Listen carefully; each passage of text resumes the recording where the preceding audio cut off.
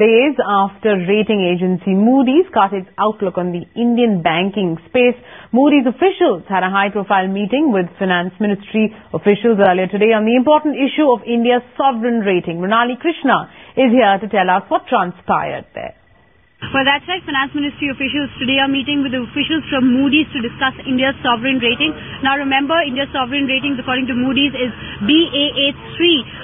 Now, the Finance Ministry, as we understand from sources, is contending that rating system, saying that India's credit strength is better than most peers that have the Baa3 or higher ratings.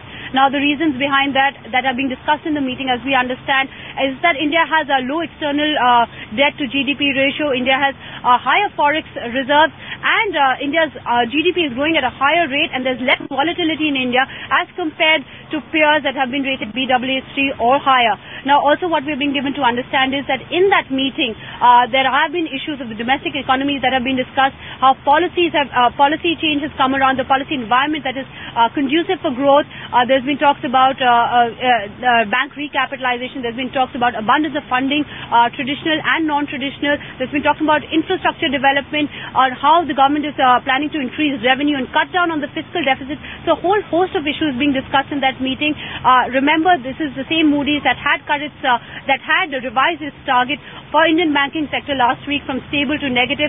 Clearly, so the question that the Finance Ministry is asking Moody's today is whether it's time that they revise India's sovereign rating higher from Baa3.